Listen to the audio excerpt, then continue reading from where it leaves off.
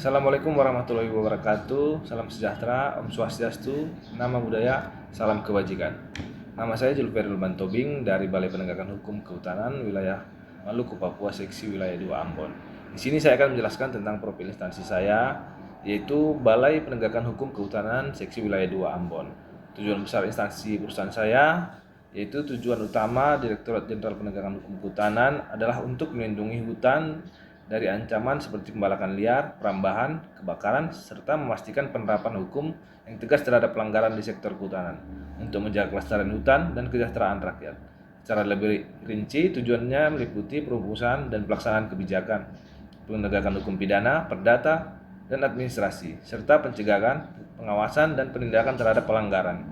Struktur instansi saya sendiri yaitu Balai Penegakan Hukum Kehutanan Maluku Papua, Seksi Wilayah 2 Ambon, dikepalai oleh Bapak Fredrik Tumbel.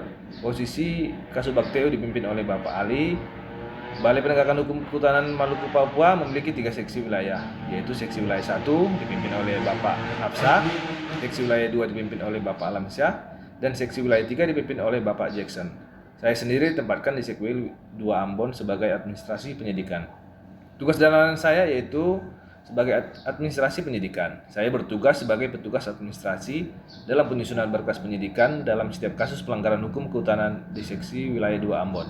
Saya memberikan layanan penatausahaan dan kelengkapan administrasi yang dibutuhkan dalam proses penyidikan, termasuk pembuatan dan pengelolaan dokumen seperti laporan polisi, surat perintah penyidikan, berita acara pemeriksaan untuk saksi dan tersangka, surat pemberitahuan perkembangan hasil penyidikan, serta pendokumentasian dan pengarsipan semua berkas perkara. Standar layanan dalam administrasi pendidikan meliputi ketepatan waktu dan prosedur administrasi seperti penertiban dan pengiriman surat pemberitahuan dimulainya penyidikan dalam waktu 7 hari setelah surat perintah penyidikan diterbitkan.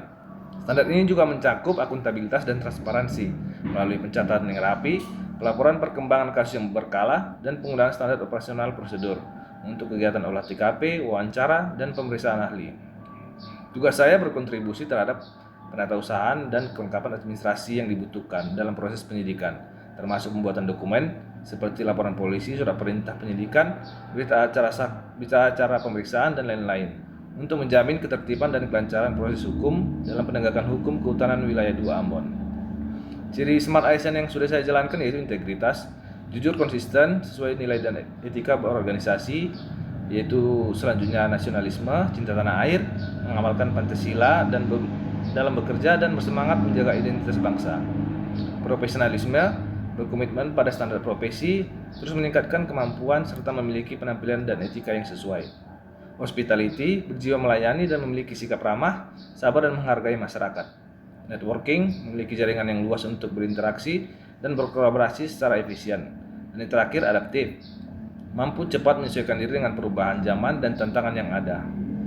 Yang bisa saya tingkatkan yaitu berwawasan global, yaitu mampu melihat dan beradaptasi dalam konteks internasional.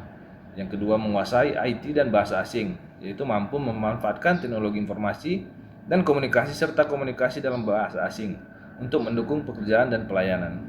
Hal yang bisa saya lakukan agar kinerja lebih baik lagi, yang pertama itu lakukan pelatihan rutin, berikan pelatihan yang teratur untuk meningkatkan skill komunikasi, empati dan pemahaman prosedur penyidikan. Yang kedua, memberikan umpan balik yang bangun untuk membantu karyawan berkembang, karena dalam proses penyidikan membutuhkan kerjasama tim. Mungkin itu saja yang bisa saya sampaikan. Kurang lebihnya saya mohon maaf. Terima kasih.